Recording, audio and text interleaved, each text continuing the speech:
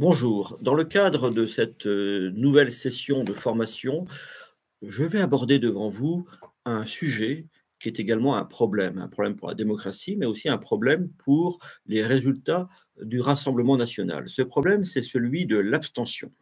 Alors, l'abstention, pour en parler, je vais commencer par en donner une définition. Nous allons voir comment l'abstention évolue dans le temps, le profil des abstentionnistes, les causes que l'on peut repérer de l'abstention, et ses effets également, ceci pour envisager ensemble ensuite comment remédier à ce problème, comment limiter l'abstention qui, encore une fois, affecte ou peut affecter prioritairement les scores du Rassemblement national. Donc, vous le voyez dans ces chiffres, si on prend deux élections récentes, on voit que l'abstention varie énormément. Lors du premier tour des régionales, l'abstention atteignait 67% des inscrits, et inversement, lors du premier tour de la présidentielle, moins d'un an plus tard, l'abstention avait baissé de 40 points. Elle n'était plus pour le premier tour de la présidentielle que de 26%. Donc, parlons un peu définition. L'abstention est tout simplement le fait de ne pas voter à une élection pour laquelle on est inscrit sur les listes électorales, pour laquelle tout simplement on pourrait voter. La personne qui ne vote pas est tout simplement qualifiée d'abstentionniste. Ce qui signifie qu'on n'est pas abstentionniste toute sa vie, si j'ose dire, ou à chaque élection, on peut très bien, puisqu'on peut voter à cette élection, on peut très bien ne pas voter à une élection et voter ensuite. C'est pour cela d'ailleurs que l'abstention se distingue de la non-inscription. La non-inscription, c'est quand vous ne savez pas que vous êtes inscrit, si vous l'avez été automatiquement, ou bien vous n'êtes pas inscrit, et donc vous ne pouvez pas participer au scrutin. Vous avez le droit de vote, vous êtes un national qui a plus de 18 ans, mais vous n'êtes pas inscrit, ou souvent d'ailleurs, vous ne savez pas que vous l'êtes. Ça, c'est la non-inscription qui concerne à peu près 10% du corps électoral théorique. Mais l'abstention se distingue également, on va y revenir, de ce qu'on appelle le vote blanc ou le vote nul. Ce qu'il faut surtout retenir, c'est que le chiffre donné pour l'abstention est strictement l'inverse du chiffre de la participation. C'est-à-dire que si vous avez, mettons, 30% d'abstention, ça signifie que la participation, qui inclut, on va le voir, le vote blanc ou le vote nul, que la participation a été de 70%. Plus simplement, on peut voir à travers cette représentation que comment on procède par soustraction pour aller du corps électoral théorique jusqu'à ce qu'on appelle les suffrages exprimés. Alors le corps électoral théorique, c'est encore une fois les Français âgés de 18 ans et plus et disposant de leurs droits civiques. Ensuite, on soustrait à ce corps électoral théorique les non-inscrits, qui représentent à peu près 10% du corps électoral théorique. On n'est plus qu'à 90% donc. Ensuite, on soustrait aux inscrits ceux qui s'abstiennent, ceux qui pourraient aller voter, mais qui choisissent de ne pas se déplacer jusqu'au bureau de vote. La participation, c'est donc les inscrits moins les abstentionnistes. Et parmi ceux qui sont allés voter, certains ont choisi volontairement ou parfois involontairement le vote blanc ou un vote frappé de nullité. Et c'est quand on soustrait donc à tous les votes, à la participation, les votes blancs ou les votes frappés de nullité, on arrive au suffrage exprimé, ceux qui sont véritablement décisifs et à partir desquels on sait qui est majoritaire et qui est minoritaire. J'ai choisi pour illustrer ceci de vous lire la déclaration par la voix de Laurent Fabius du Conseil constitutionnel annonçant les résultats officiels de la présidentielle après le second tour en 2022. Je vous le lis, donc c'est, si j'ose dire, Laurent Fabius qui parle. En application de l'article 58 de notre Constitution, le Conseil constitutionnel est chargé de veiller à la régularité de l'élection présidentielle et d'en proclamer les résultats. Le second tour du scrutin présidentiel s'est déroulé le dimanche 24 avril 2022. Depuis lundi, etc., le Conseil constitutionnel a procédé à des opérations de recensement et de contrôle qui lui incombent. Pour le second tour, en raison d'irrégularités constatées dans 48 bureaux, nous avons annulé dit le Conseil constitutionnel, 20 594 suffrages exprimés, soit 0,06% du total des suffrages exprimés. Après avoir procédé à ces opérations, le Conseil constitutionnel a arrêté les résultats définitifs qui sont les suivants. Alors là, c'est là où ça devient intéressant. Le Conseil constitutionnel nous dit donc, sur un total de 48 752 339 électeurs inscrits, le nombre de votants s'est élevé à 35 096 000, etc. Donc, soit un taux d'abstention de 28,01%. Le nombre des bulletins blancs est de 2 233 904. Le nombre des suffrages exprimés valablement est de 32 057 325. M. Emmanuel Macron a obtenu 18 millions des voix, Marine Le Pen 13 millions, etc. Donc, qu'est-ce qui est intéressant là-dedans? Ça veut dire que le Conseil constitutionnel déjà vérifie la validité des suffrages et donc les irrégularités, mais encore une fois, heureusement dans notre pays, c'est quelque chose de totalement marginal. Ensuite, il proclame le nombre de votes blancs. Donc, depuis quelques années, il y a une forme de reconnaissance de ce vote blanc dont les chiffres sont proclamés officiellement. Inversement, vous avez remarqué qu'il n'a pas fait mention des votes nuls. Pourtant, ils sont décomptés pour arriver au suffrage exprimé. Donc, le vote frappé de nullité n'a aucune reconnaissance officielle.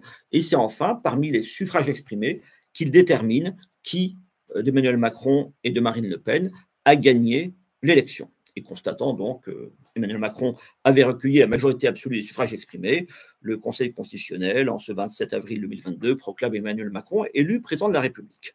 Voilà, donc ce qui est important, c'est de voir cette différence entre vote blanc et vote nul. Donc là, on n'est pas du tout sur les abstentionnistes, on est parmi les électeurs qui ont réellement participé au scrutin. Alors, ça tombe bien, les services officiels, en l'occurrence la direction de l'information légale et administrative, ont réalisé un tableau extrêmement clair. Vous voyez s'afficher. Le vote blanc, c'est quoi? Le vote blanc, c'est quand vous déposez simplement dans l'urne une enveloppe vide, ou bien quand vous avez glissé dans l'enveloppe, que vous remettez donc dans l'urne, un bulletin vierge, un bulletin blanc. Ça, on considère qu'il y a une forme d'acte volontaire. Et c'est pour ça que c'est désormais reconnu. Ça ne pèse pas sur le calcul des résultats, mais c'est proclamé par le ministère de l'Intérieur ou par le Conseil constitutionnel. Ça donne une information politiquement intéressante de savoir ceux qui n'ont pas voulu choisir entre les candidats. Et on va le voir, c'est généralement au second tour que l'on a un vote blanc important. Inversement, le vote nul n'a aucune reconnaissance officielle puisqu'on considère que c'est beaucoup plus lié à une maladresse, à une incompétence en quelque sorte de l'électeur qui n'a pas su véritablement appliquer les règles du scrutin. Ça peut être un bulletin qui est glissé en l'urne sans enveloppe, un bulletin non réglementaire, plus fréquemment un bulletin annoté. Par exemple, quelqu'un qui, ayant voulu encourager son candidat à marquer quelque chose en disant « vive le dit candidat », eh bien, contrairement à son intention, ça aboutit à annuler son vote. Ou bien ça peut être autre négligence, un bulletin tout simplement déchiré. Une fois que les choses se sont clarifiées, je pense, au niveau des définitions, on peut voir quelle est donc l'évolution de l'abstention. Et donc l'évolution, si on préfère, de la participation. Alors, on va commencer tout simplement par la présidentielle. On sait que les Français, considérant l'élection présidentielle comme décisive, vont assez largement voter à cette élection-là. Alors, il y a des écarts assez forts. Là, on a pris les élections présidentielles depuis que l'on a le droit de voter au suffrage universel, depuis la réforme de 1962 de la Constitution. Donc, au départ, on avait, en 1965, lors de la première édition de l'élection présidentielle, on avait une très forte participation dès le premier tour. Seuls 15% des personnes inscrites en 1965 s'étaient abstenues. Et on va voir que tendanciellement, ce taux de 15% d'abstention à la présidentielle au premier tour a tendance à s'élever. Il va atteindre son maximum avec 28% en 2002. C'est lors de cette élection, on s'en souvient, que Lionel Jospin, à la surprise générale, avait été évincé du second tour et que Jean-Marie Le Pen s'était qualifié face à Jacques Chirac. Si on prend cette fois-ci la courbe rouge, la courbe du second tour, alors là, les variations sont très fortes. En fait, en 1969, il y avait eu 31% d'abstention au second tour. C'est une abstention qui était clairement motivée politiquement. En 69, s'était qualifié pour le second tour un candidat centriste, le président du Sénat, c'est Alain Poher, et un candidat gaulliste qui sera finalement élu, Georges Pompidou. Et un candidat de gauche, Jacques Duclos, qui était un candidat communiste, avait été éliminé. Et le Parti communiste, à l'époque, avait refusé de choisir et incité ses électeurs à ne pas choisir entre Alain Poher et Georges Pompidou, ce qui fait que beaucoup d'électeurs de gauche s'étaient tout simplement abstenus, ce qui explique ce pic à 31%. On voit également qu'en 2017 et 2022, on a retrouvé un taux d'abstention assez fort au second tour, tout simplement parce que beaucoup de gens n'ont pas voulu choisir entre Marine Le Pen et Emmanuel Macron. Regardons maintenant la courbe pour les élections législatives. Alors là, j'ai pris uniquement les quatre dernières, pardon. On avait plutôt une tendance à la progression de l'abstention. Là, on ne représente pas la participation, mais bien l'abstention par ces courbes. Eh bien, comme les élections désormais législatives suivent directement l'élection présidentielle, on constate des taux d'abstention vraiment très élevés. En 2022, c'était 53% d'abstention au premier tour et 53% également au second tour, même un peu plus. On a inversement en 2024, lors des dernières élections législatives, une hausse énorme de la participation, tout simplement parce qu'on s'en souvient, ce sont des élections qui suivent une dissolution et qui ne sont pas directement consécutives à l'élection présidentielle. Des élections avec un très fort enjeu de pouvoir. C'est pour cela qu'on a eu seulement 33% d'abstention au premier comme au second tour. Ça signifie également pour le Rassemblement national que nous sommes passés entre 2022 et 2024, en 2 courtes années, de 4 millions de suffrages à 11 millions de voix aux élections législatives. On voit bien, à travers d'ailleurs cette première mention, que la participation favorise le vote en faveur du Rassemblement national. Autres élections, les élections régionales. Là, on a cette tendance à la montée de l'abstention particulièrement forte lors des dernières régionales en 2021. Ceci a pu être dû très largement aux effets du Covid et plus précisément aux effets du confinement et de semi-confinement. Là, on a eu une très forte démobilisation du corps électoral, 66% d'abstention au premier tour des régionales, 65% au second tour des régionales et des résultats très décevants pour le Rassemblement national. Retenez bien donc cette idée, la participation favorise le Rassemblement national et donc, très logiquement, l'abstention a tendance à peser sur ces résultats négativement. Au municipal, là, c'est un phénomène très important. Les Français avaient tendance à beaucoup voter dans le cadre des municipales. Eh bien, lors des dernières élections, en 2020, on a eu une progression de plus de 20 points de l'abstention. Elle a culminé au second tour à 59%. Alors là, c'est très particulier. On se souvient que le premier tour des municipales avait eu lieu juste avant le confinement, à l'époque où quand même on parlait beaucoup du Covid. Et le second tour, quelques mois plus tard, avait suivi donc la fin du confinement, ce qui fait que les Français étaient totalement démobilisés et avaient perdu, si j'ose dire, le fil de cette élection. On peut considérer donc ce pic d'abstention aux élections municipales est assez conjoncturel. À ce stade, il faut bien distinguer entre 2 types d'abstentionnistes. Alors, tout d'abord, on a les gens qui participent tout le temps. Ça a été le cas pour 36% des inscrits en 2022. En 2022, vous avez eu 3 ou 4 scrutins. Beaucoup de Français ont pu voter aux 2 tours de la présidentielle et puis aux 2 tours des législatives. Certains, si le candidat avait été élu dès le premier tour, eh bien, il n'y avait que 3 scrutins. Bref, ceux qui ont voté à tous les tours de scrutin au printemps 2022, eh bien, en 2022, on avait 36% des gens qui ont voté tout le temps. Ça, c'est les bons citoyens, si j'ose dire, ceux qui choisissent toujours de voter, même s'ils sont allés voter blanc, ils font partie de ceux qui participent. Inversement, vous avez des gens qui se sont toujours abstenus. 16% des Français inscrits n'ont voté ni au premier tour ni au second tour de la présidentielle et des législatives. Et puis, vous avez une masse énorme, près de la moitié des inscrits, qui ont voté, si j'ose dire, par intermittence, qui ont choisi de voter ou de s'abstenir selon le tour de la présidentielle ou des législatives. Si l'on regarde maintenant, toujours en 2022, les gens qui ont voté à la présidentielle, c'est la courbe bleue, ceux qui ont voté aux législatives, c'est la courbe rouge, au moins à un tour de chacune de ces élections. Et là, on a ces courbes, c'est, comment dirais-je, en ligne, vous avez l'âge des électeurs. On s'aperçoit qu'à partir de l'âge de 80 ans, eh bien, la participation a tendance à s'effondrer. Et inversement, elle monte de manière assez sensible à partir de 25 ans. Ça, c'est une variable qu'on va retrouver en permanence, sur laquelle j'ai voulu insister, la variable de l'âge.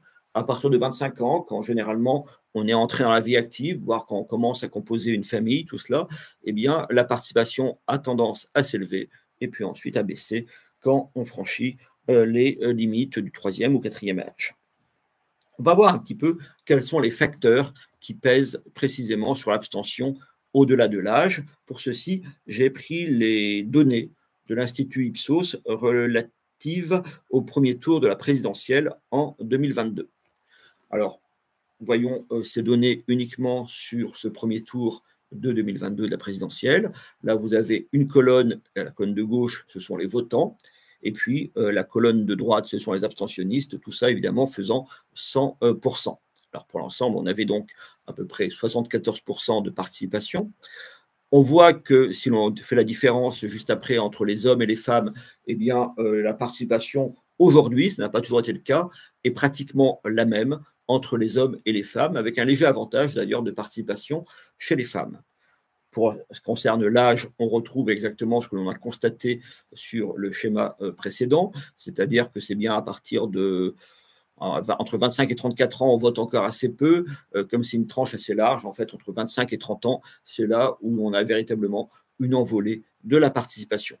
Encore une fois, ça correspond pour beaucoup de ces électeurs au franchissement d'une étape de l'existence. Et inversement, à partir de 70 ans, on a un affaiblissement de la participation. Il y a également d'autres facteurs qui jouent, c'est la catégorie socio-professionnelle. Alors, à l'élection présidentielle, les différences sont assez limitées entre les catégories d'actifs. On voit simplement que à ce scrutin, comme à d'autres, les ouvriers ont tendance à moins voter que les autres. Mais surtout, ce qui est frappant, et ça peut l'être parfois de manière bien plus accrue à d'autres types de scrutins, ce sont les retraités qui se distinguent en votant beaucoup plus que les actifs. Parfois, la participation, le taux de participation chez les retraités est 15% supérieur, ou de 15 points supérieur plus précisément, à ce qu'il est dans l'ensemble des actifs. Donc, non seulement on a un poids des retraités qui est considérable, de l'ordre d'au moins 30% dans le corps électoral théorique aujourd'hui en France, mais comme ils participent davantage, leur poids politique effectif devient véritablement majeur. Autre variable, vous avez une forte influence du revenu du ménage ou de l'individu sur la participation. Plus on a du revenu, et tendanciellement, comme toute règle sociologique, c'est uniquement en tendance, il y a toutes sortes d'exceptions, eh bien, tendanciellement, on a tendance à plus voter. Enfin, le niveau de diplôme est parfois beaucoup plus fort dans son effet que ce que l'on voit pour ce premier tour de la présidentielle. Disons que de manière générale, plus on est diplômé, plus on a tendance à aller voter. Ce n'était pas vrai pour l'élection présidentielle, mais ça peut l'être pour des élections notamment locales ou des élections européennes. De manière générale, on voit que le profil du corps électoral est modifié quand on passe du corps électoral théorique à ceux qui vont réellement voter. Il y a une forme d'auto-exclusion de certaines catégories par rapport au scrutin. C'est un phénomène qui n'a pas bougé depuis des décennies il y avait une thèse par un sociologue qui s'appelle Alain Lancelot, qui a dirigé Sciences Po. Il avait fait sa thèse sur l'abstention dans les années 60, et déjà il avait repéré que moins on avait de ce qu'on appelle le capital social, et plus on avait tendance à s'abstenir. Moins on était en quelque sorte intégré socialement, moins on avait le sentiment d'être intégré socialement, et plus on s'abstenait. On pourrait faire la même chose avec la notion de propriétaire ou de locataire du logement principal. On sait que les propriétaires ont tendance à beaucoup plus voter que les locataires. Donc c'est vrai, retenez ce qu'on va en parler ensuite quand on arrivera aux moyens de lutter peut-être contre l'abstention, que cette notion d'intégration sociale est absolument majeure pour quand on étudie la participation et donc l'abstention. Autre phénomène parfois assez peu connu, la taille de la commune. Plus on habite dans une commune peuplée, et plus on a tendance à s'abstenir. Inversement, quand vous habitez dans un village, dans une commune relativement peu peuplée, et plus vous avez tendance à participer. Alors ça, c'est très important parce qu'on a le phénomène inverse quand on regarde le vote blanc. Le vote blanc, c'est exactement symétrique. Plus vous habitez dans une commune faiblement peuplée, et plus on constate que vous avez un vote blanc assez important. Alors c'est tout simple.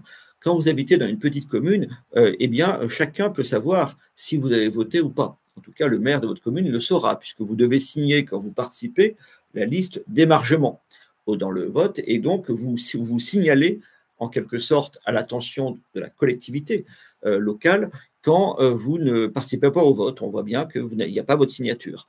Et ce qui fait que des gens qui ne veulent pas choisir, par exemple, au second tour de la présidentielle, eh bien, dans une grande ville, ils ne vont pas aller voter, ce qui va faire monter donc le chiffre des abstentionnistes, alors que dans une petite commune, ils vont se rendre au bureau de vote, ils vont signer la liste d'émargement, mais ils vont glisser une enveloppe vide ou bien une enveloppe avec une feuille blanche, et donc ça sera un vote frappé un vote blanc. Pas un vote nul, mais un vote blanc. Donc vous voyez, le vote blanc est plus important dans les petites communes que dans les grandes. L'abstention est plus importante dans les grandes communes que dans les petites. Alors, comment expliquer cette abstention? Là, on en arrive au motif déclaré. Là, c'est un sondage BVA que j'ai utilisé, mais toutes les études correspondent. Alors, le premier motif qui était cité dans cette étude, c'était « Je n'attends pas grand-chose de l'élection, ça ne changera pas mon quotidien ».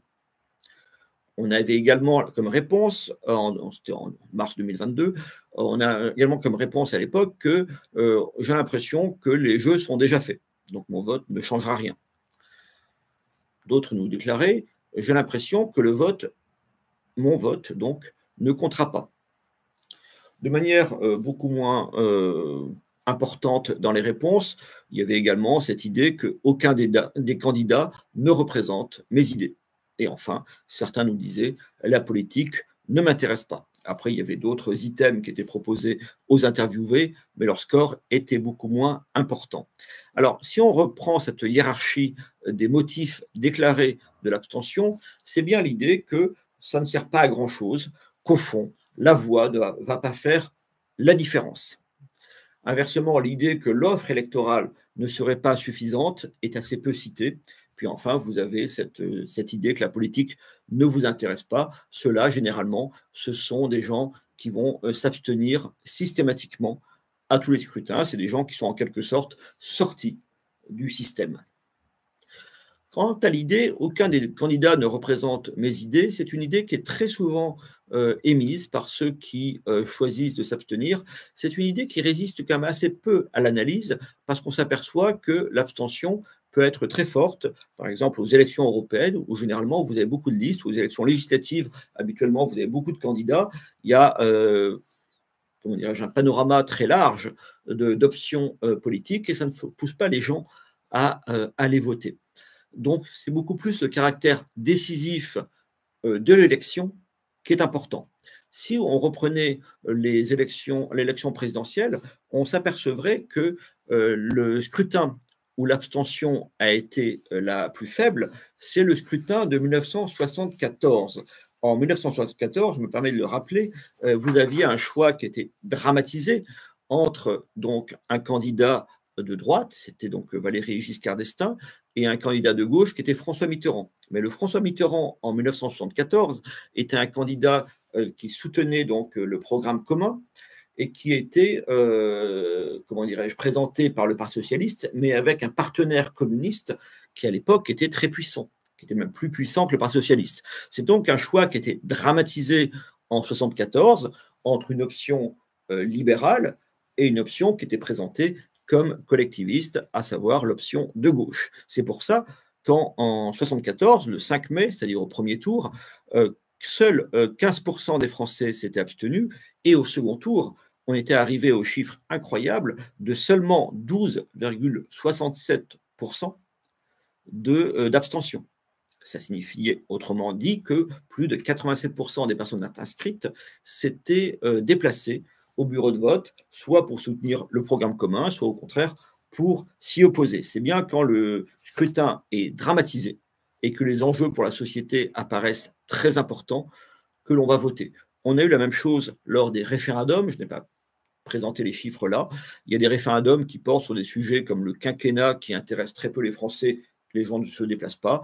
Inversement, des sujets qui paraissent majeurs, comme les sujets européens, là, les gens vont voter. Tout ça pour dire que les aspects matériels du vote semblent très peu importants. Parfois, on dit qu'il faudrait favoriser le vote électronique pour favoriser la participation. Ça semble absolument pas décisif. On a vu que entre les régionales et la présidentielle, à moins d'un an près, on avait une variation de 40 points sur la participation. Pourtant, l'aspect matériel du vote n'avait pas changé. Et on peut même rajouter que sous la Troisième République, au XIXe siècle, à l'époque, on allait voter à pied ou à cheval. Eh bien, c'était donc le coût physique et matériel du déplacement pour les voter était infiniment plus important qu'aujourd'hui. Or, la participation était à l'époque massive parce que les gens considéraient déjà que c'était un droit qui était fraîchement acquis et en plus qui pouvait faire la différence sur les sujets qui les intéressaient. Donc, retenons quand même que cette dimension matérielle du vote, et tous les exemples internationaux contemporains le montrent, ne paraît pas importante. Ce qui est vraiment très important en premier plan, c'est est-ce que ce vote va changer le quotidien? C'est bien la première réponse que l'on avait dans ce sondage BVA de mars 2022. Vous avez également un cas particulier, c'est l'abstention politique de second tour. Au second tour, on l'a vu, beaucoup de gens, c'était le cas en 69, c'était le cas en 2017, c'était le cas en 2022, beaucoup de gens ne se retrouvent pas dans l'offre de second tour et beaucoup d'électorats dont le candidat a été éliminé au premier choisissent de voter blanc, de s'abstenir ou de voter nul. On a cet exemple frappant pour la dernière élection présidentielle. Là, vous avez les chiffres de report de voix de 2022 au second tour. Donc, en colonne, vous avez le vote de second tour, Macron, Le Pen, vote blanc ou nul, ou bien abstention. Et puis, vous avez en ligne les électorats de premier tour. On voit bien que, très logiquement, les électeurs d'Emmanuel Macron sont allés voter à 98% pour Emmanuel Macron, et les électeurs de Marine Le Pen sont allés voter massivement, 91%, pour Marine Le Pen. Après, il y a toujours le mystère des quelques-uns qui changent d'avis entre les deux tours, mais ça, c'est plutôt lié à la marge d'erreur des sondages qu'à autre chose. Inversement, si on regarde les électorats qui ont été éliminés, enfin, dont le candidat a été éliminé au second tour, on voit des variations très fortes. Les électeurs d'Éric Zemmour sont massivement, pour les trois quarts, allés voter pour Marine Le Pen. On a quand même 17% d'entre eux, soit qui se sont abstenus, soit qui ont voté blanc ou nul. Pour les électorats écologistes, ils ont massivement voté pour Emmanuel Macron. Pécresse, les électeurs de Pécresse, eux, se sont largement divisés. La moitié a voté pour Emmanuel Macron, 18% pour Marine Le Pen, et une partie non négligeable, 29%, s'est abstenu ou a voté nul.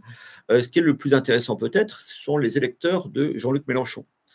Alors que Jean-Luc Mélenchon et ses amis avaient appelé à voter très clairement contre Marine Le Pen, donc très clairement à voter pour Emmanuel Macron, seule une minorité des électeurs de premier tour de Jean-Luc Mélenchon, 42%, ont choisi de les suivre et donc de voter pour Emmanuel Macron.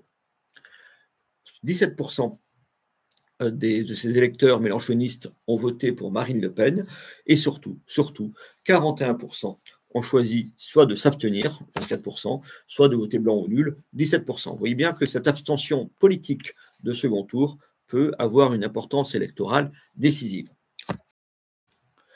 Alors, pourquoi lutter contre l'abstention? On a déjà un peu évoqué cet aspect précisément au slide précédent.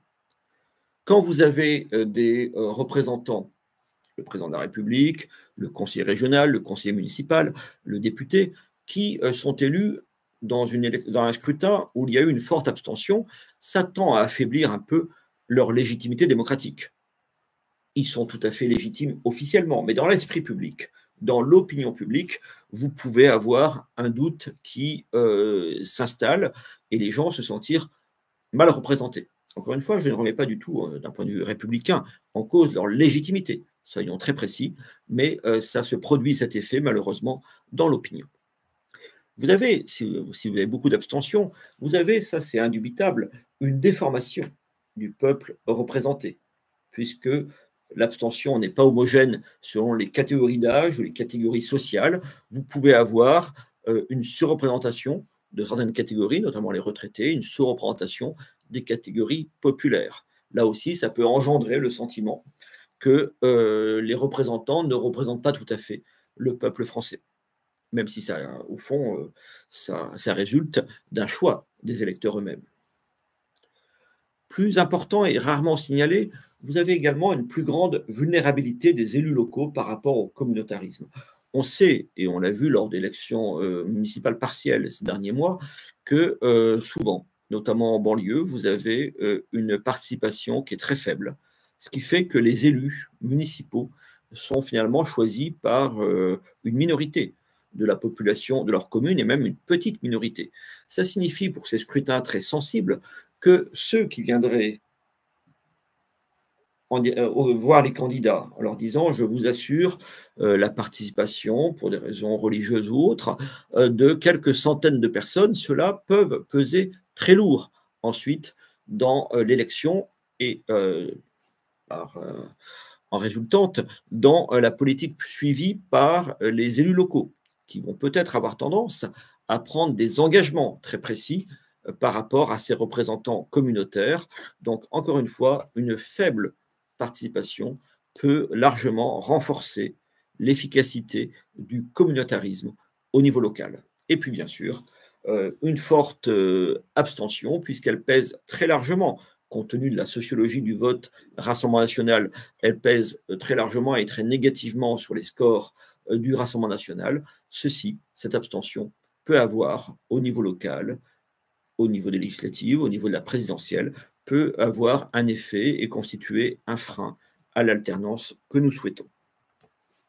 Comment lutter contre l'abstention? C'est la partie de très loin la plus difficile de ce cours. Alors, je l'ai signalé tout à l'heure et j'y reviens, il y a 3 pistes qui me paraissent d'un faible intérêt. L'insuffisance de l'offre politique.